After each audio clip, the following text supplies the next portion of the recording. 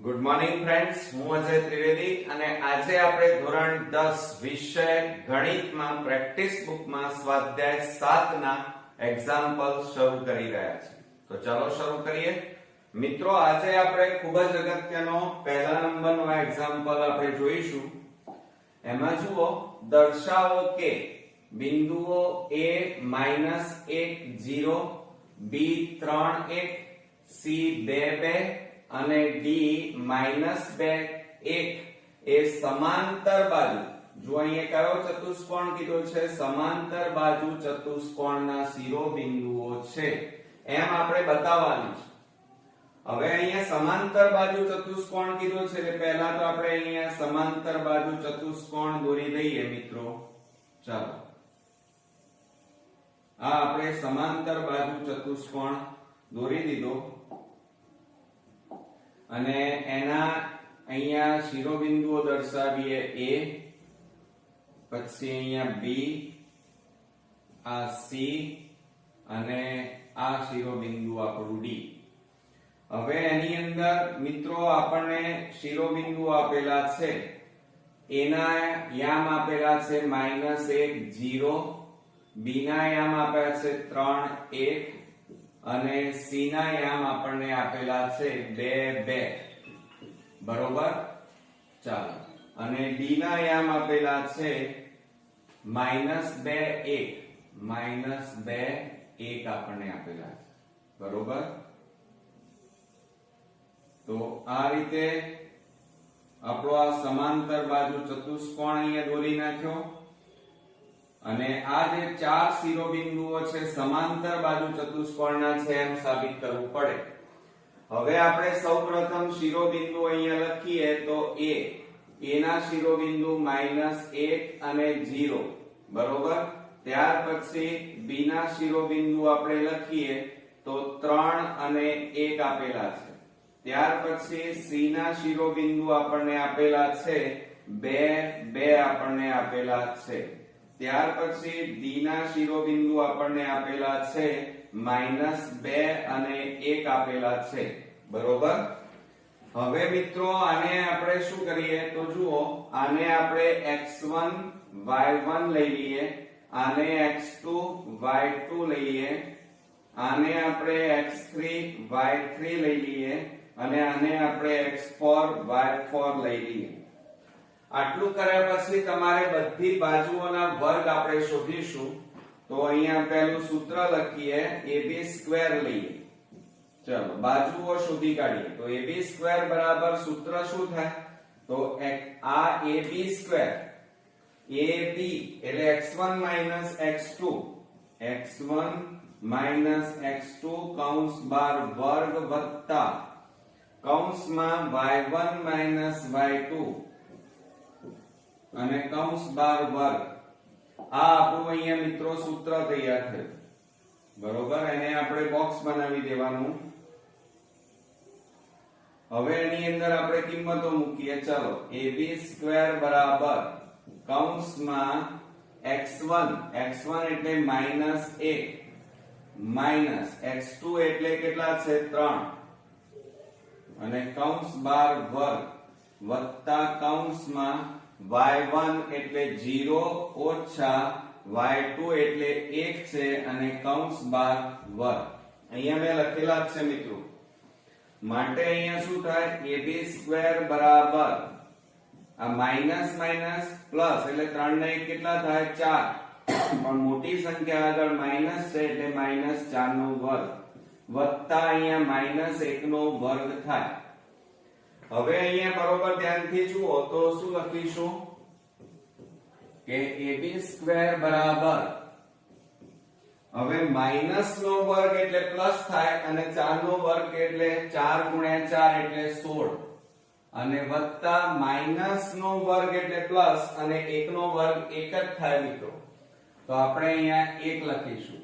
માટે ab² બરાબર અહીંયા કેટલા મળ્યા મિત્રો? આપણને 16 વત્તા 1 એટલે 17 અને વર્ગ કાઢી નાખો એટલે ab બરાબર વર્ગમૂળમાં 17 આપણને મળે. એટલે આ રીતે આપણને અહીંયા પહેલો જવાબ મળી ગયો મિત્રો. બરોબર. ચાલો, એટલે અહીંયા જુઓ, આપણને સૌપ્રથમ AB આપણને કેટલા મળ્યા? વર્ગમૂળમાં 17 આપણને મળ્યા. હવે એ રીતે આપણે BC² શોધી કાઢીએ. ચાલો, તો આપણે અહીંયા BC² નું સૂત્ર લખીએ તો BC² બરાબર, હવે અહીંયા આકૃતિમાં જુઓ, ચાલો, BC² એટલે x2 x3 થાય. x2 x3 કૌંસ બાર વર્ગ વત્તા એ જ રીતે y2 y3 કૌંસ બાર વર્ગ થાય. હવે એને આપણે બોક્સ બનાવી દઈએ. ચાલો, આ આપણું સૂત્ર. હવે આમાં કિંમતો મૂકો. ચાલો, તો BC² બરાબર x2 એટલે કેટલા છે? 3 ઓછા x3 એટલે 2 કૌંસ બાર વર્ગ વત્તા y2 એટલે 1 ઓછા y3 એટલે 2 કૌંસ બાર વર્ગ માટે BC² બરાબર 3 માંથી 2 જાય તો 1 નો વર્ગ વત્તા અહીંયા 2 માંથી 1 જાય તો 1 રહે, પણ મોટી સંખ્યા આગળ શું છે? માઈનસ, એટલે -1 નો વર્ગ થાય. માટે અહીંયા આપણે લખીએ BC² બરાબર 1 નો વર્ગ 1 વત્તા માઈનસ નો વર્ગ એટલે પ્લસ થાય, 1 નો વર્ગ 1. માટે અહીંયા લખીએ આપણે BC² બરાબર 1 વત્તા 1 એટલે 2. વર્ગ કાઢી નાખો એટલે પેલી બાજુ વર્ગમૂળ થઈ જાય, એટલે અહીંયા કેટલા આવે? વર્ગમૂળમાં 2 આવે. બરોબર. એટલે આ રીતે આપણને BC મળી ગયા. એટલે અહીંયા આપણે લખી કાઢીએ કે BC બરાબર કેટલા મળ્યા? વર્ગમૂળમાં 2. હવે એ રીતે આપણે CD શોધી કાઢીએ. તો અહીંયા સૂત્ર લખીએ CD² બરાબર, હવે CD અહીંયા જુઓ, બરોબર, x3 x4 નો વર્ગ વત્તા y3 y4 કૌંસ બાર વર્ગ. બરોબર. આ આપણું સૂત્ર તૈયાર થયું. ચાલો, હવે એની અંદર આપણે કિંમતો મૂકીએ કે CD² બરાબર કૌંસમાં x3 એટલે 2 ઓછા x4 એટલે -2 અને કૌંસ બાર વર્ગ વત્તા y3 એટલે 2 ઓછા y4 એટલે 1 કૌંસ બાર વર્ગ માટે CD² બરાબર આ 2 માઈનસ માઈનસ પ્લસ 2 કૌંસ બાર વર્ગ વત્તા 2 માંથી 1 જાય તો 1 માટે CD² બરાબર 2 વત્તા 2 એટલે 4 નો વર્ગ અને વત્તા 1 નો વર્ગ એટલે 1 થાય. બરોબર. ચાલો, હવે આપણી પાસે જગ્યા નથી એટલે આપણે અહીંયા બાજુમાં લખીશું મિત્રો.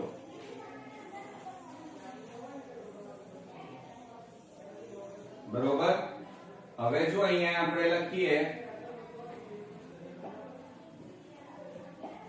તો CD² બરાબર 4 નો વર્ગ એટલે 4 ગુણ્યા 4 એટલે 16 વત્તા 1 માટે CD² બરાબર 16 વત્તા 1 એટલે કેટલા થાય? 17. આ વર્ગ કાઢી નાખો એટલે આ બાજુ વર્ગમૂળ થઈ જાય, માટે CD બરાબર વર્ગમૂળમાં 17 મળ્યા. તો આ રીતે આપણને CD બરાબર કેટલા મળ્યા મિત્રો? વર્ગમૂળમાં 17. હવે અહીંયા આપણે લખી કાઢીએ વર્ગમૂળમાં 17. ચલો, હવે AD² આપણે શોધવાનું બાકી છે, એ શોધી કાઢીએ.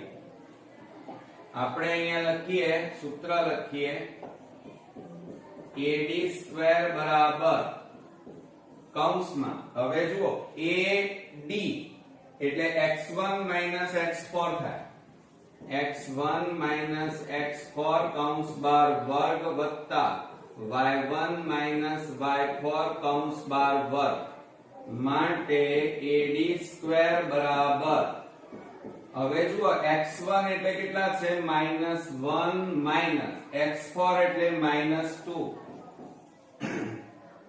અને કૌંસ બાર વર્ગ, y1 એટલે 0 અને y4 એટલે 1 કૌંસ બાર વર્ગ માટે અહીંયા જુઓ AD² બરાબર કૌંસમાં -1 માઇનસ માઇનસ પ્લસ 2 કૌંસ બાર વર્ગ વત્તા -1 નો વર્ગ થાય. ક્લિયર? ચાલો હવે આપણે અહીંયા લખીએ તો AD² બરાબર માઇનસ પ્લસ માઇનસ એટલે બાદબાકી, 2 માંથી 1 જાય તો 1 એટલે 1 નો વર્ગ વત્તા -1 નો વર્ગ એટલે માઇનસ નો વર્ગ એટલે પ્લસ થાય, 1 નો વર્ગ 1 જ થાય, તો અહીંયા કેટલા આવે 1 માટે AD² બરાબર 1 નો વર્ગ 1 વત્તા 1 માટે AD² બરાબર 1 વત્તા 1 એટલે 2 માટે વર્ગ કાઢી નાખો તો AD બરાબર કેટલા આવે વર્ગમૂળમાં 2. બરોબર? એટલે આપણને જો અહીંયા મિત્રો AD માં બરાબર કેટલા મળ્યા વર્ગમૂળમાં 2. હવે આપણે સાબિત શું કરવાનું છે? સમાંતર બાજુ ચતુષ્કોણ. હવે તમને નિયમની ખબર હોવી જોઈએ મિત્રો. જુઓ આપણે અહીંયા લખી કાઢીએ કે સમાંતર બાજુ ચતુષ્કોણ હોય, સમાંતર બાજુ ચતુષ્કોણમાં સામ સામેની બાજુના માપ, સામ સામેની બાજુના માપ સરખા હોય છે. આ એનો નિયમ છે મિત્રો. હવે અહીંયા જુઓ સામ સામેની બાજુઓ કેવી આવી? સરખી આવી. તો માટે આપણે અહીંયા લખીએ, ચાલો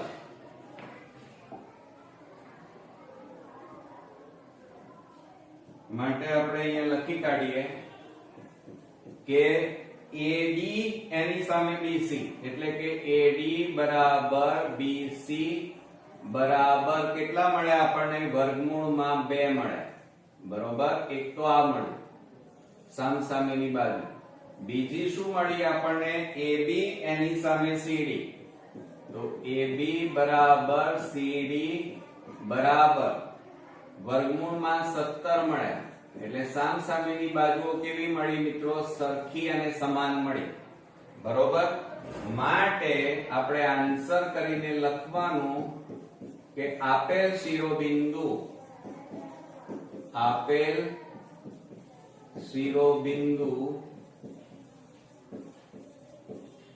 સમાંતર બાજુ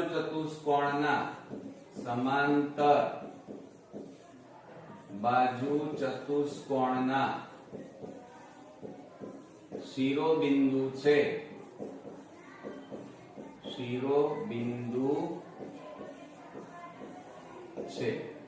બરોબર મિત્રો?